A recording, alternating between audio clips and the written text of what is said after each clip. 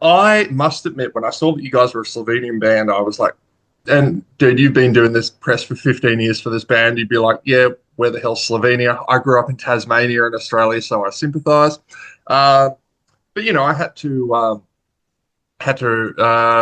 figure out where it was. Geography was never my strong point. What is the? I had a question about it. What is the music scene like there? Okay, that's the question you've got heaps of times. I know that. But how has the music scene in Slovenia changed in the 15 years that Within Destruction have been together? Well, first of all, don't feel bad because a lot of people don't know where Slovenia is. It's super small, so and most of the time we get confused by Slovakia. So yeah, no worries there. But yeah, in terms of the scene, to be honest, I don't.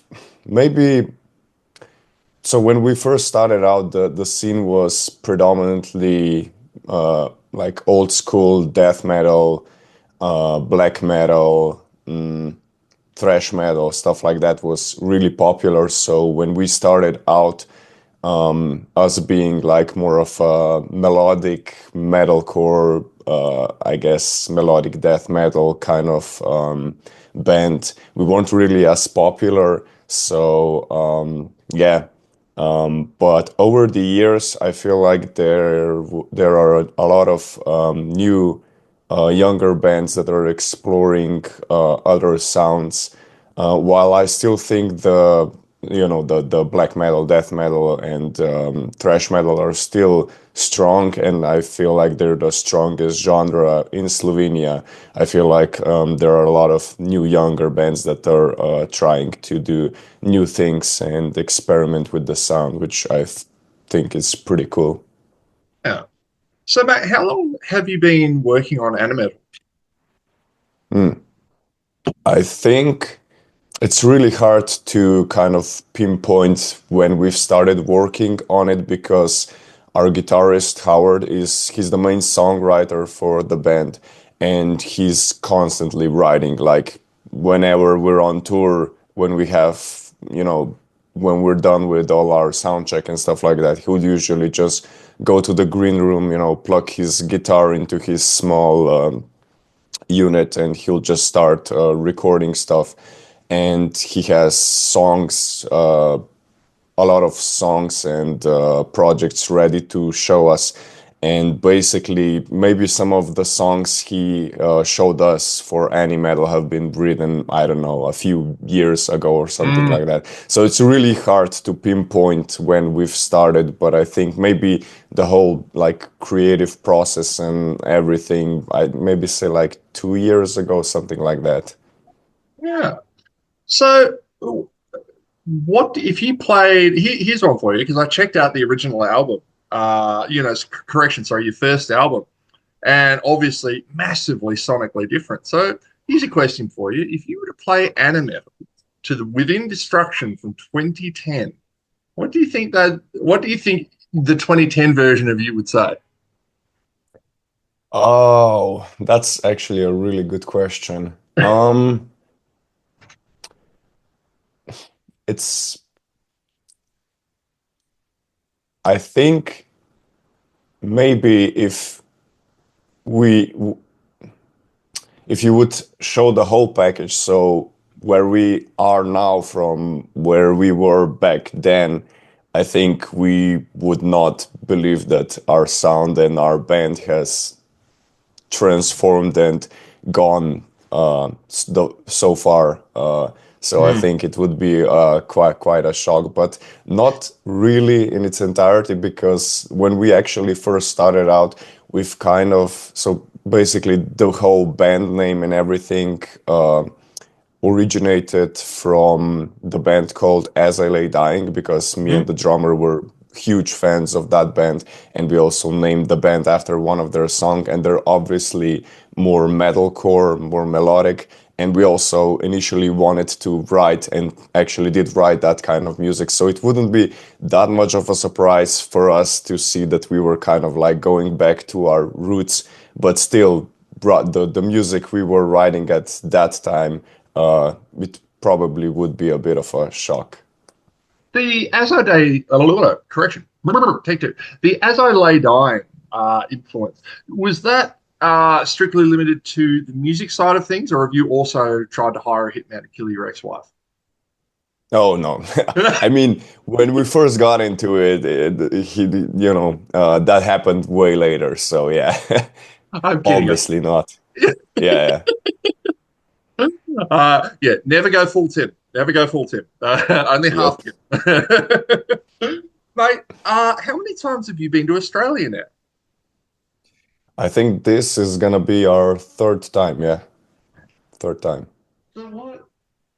Firstly, you're playing shows with a band called Gravemind, who I saw touring with an Australian metalcore band called Thornhill, and man, holy hell, the vocals on that kind of Gravemind are intense. Um, what led to them? What led to you guys touring with them? I'm actually not 100% sure because I'm not really that much involved in the whole booking and the tour organization, but I Yeah, so think they're it not friends. wasn't. Yeah, they're not. No, no. It ultimately, I believe it ultimately wasn't our decision. I think Destroy All Lines might have a say in that. But yeah, we're definitely looking forward to touring with them. Yeah, grade minus six. You guys are going to get along like a house on fire. Uh, so yeah, we're talking about the times that you've been to Australia. So, look, what surprised you the most when you first? It's kind of like how they say going to Paris for the first time. You get Paris syndrome, and you're like, what? Did you have a moment of when the little band from Slovenia goes halfway across the world to Australia? What what surprised you the most? So prior to that, we've already been to America, so that kind of big city culture shock was not there. But the main thing that surprised us was the weather, because when in Slovenia, I think it was summer for us that time, and when we arrived to Australia, it was cold, like super, super cold. And we, from watching movies and, just see how we envisioned Australia was always, long beaches, everybody surfboarding, topless. It's sunny all the time. It's hot all the time, and we came there and was like, yeah, cold, like really, really cold. And I was just like, holy hell, like what's happening? What's going on here? So that I think that was the biggest shock for us.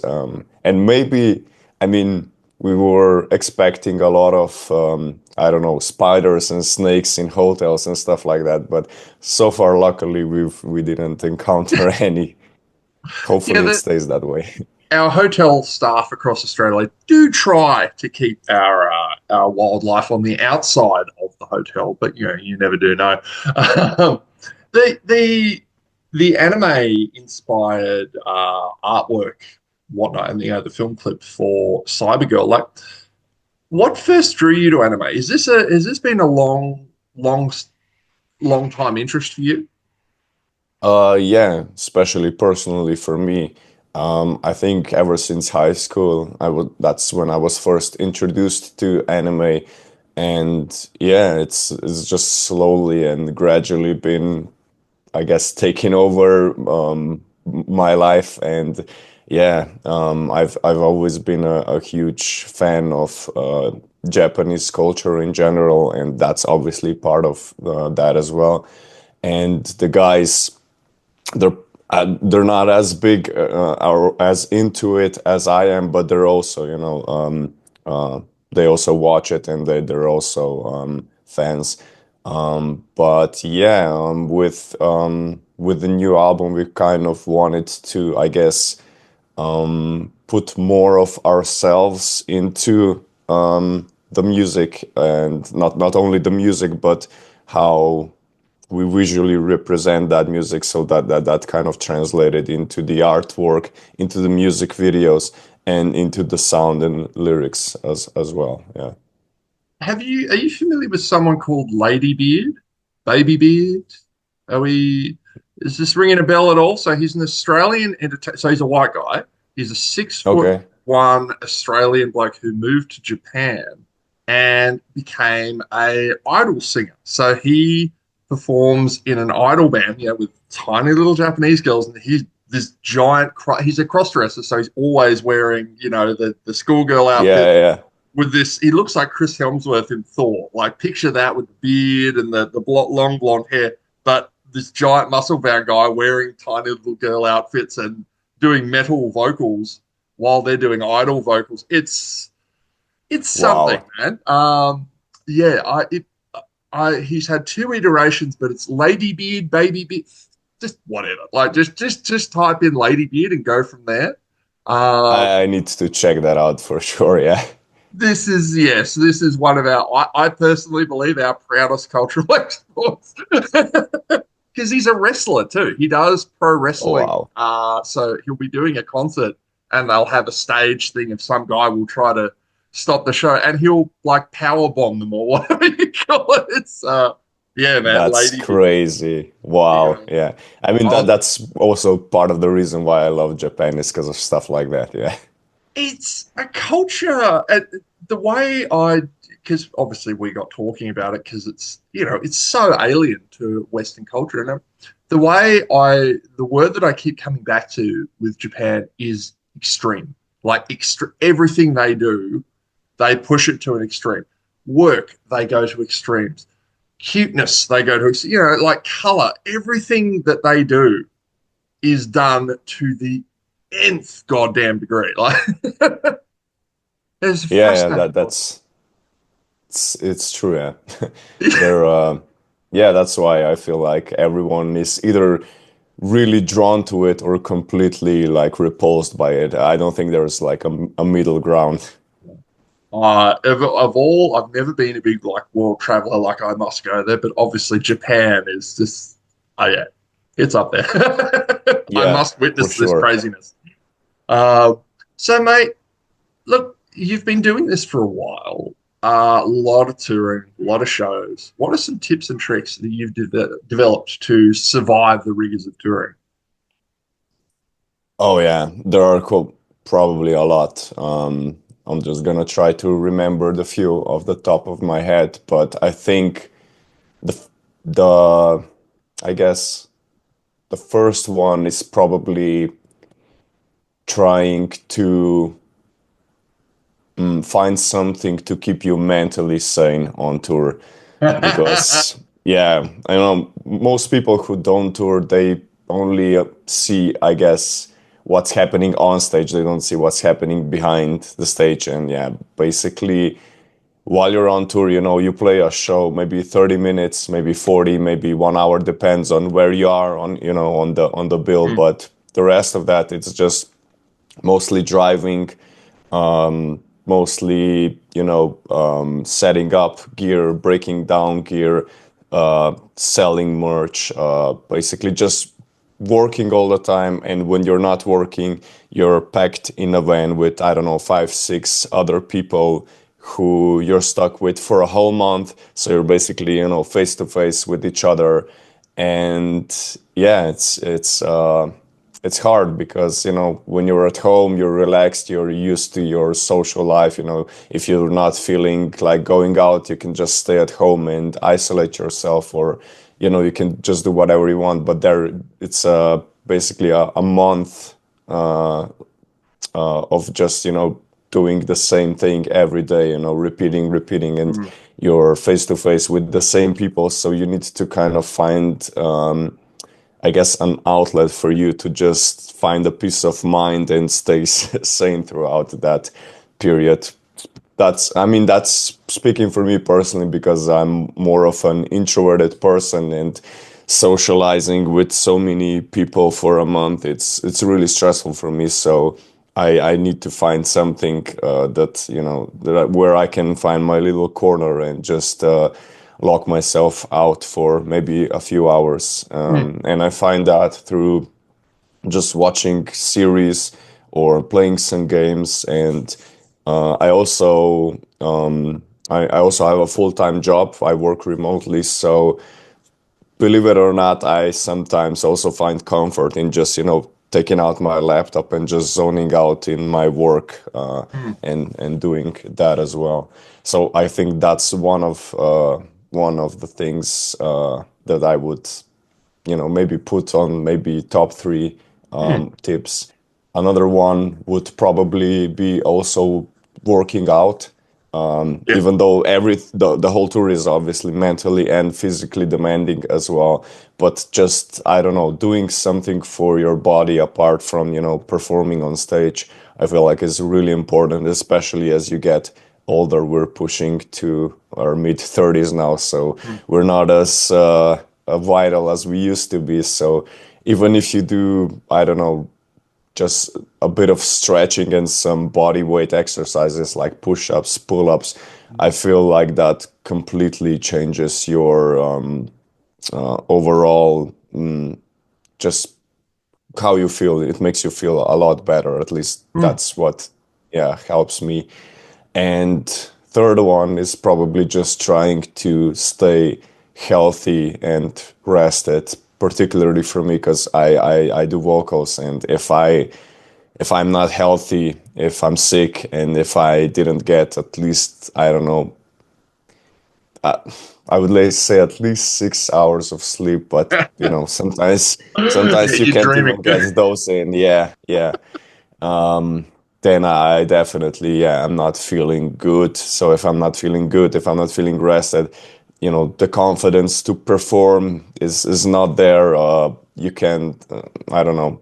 I'm not as I don't communicate well with my band members because I also need to rest my voice. It all adds up, and yeah, just rest and trying to stay healthy. That's why I always bring my vitamins, and I try to bring my protein powder as well to just try and eat healthy, try and yeah, sleep as much as I can, hydrate, of course, also being important. And maybe the last tip, which is also a funny tip, but I also always like to include it, is obviously because we're traveling so much, you get to use tons of different restrooms. And the number one tip I always give to everyone: before you use the toilet, always flush first. Because I've learned that the hard way, luckily not myself, but our bassist, like a few years ago, went to a toilet and came back out 15 minutes, and he was just like, dude, it's not flushing. Yeah. Yeah. Yeah, right. So, yeah, before you do anything, when you see a new toilet, flush first to make sure it's flushing, then do your business.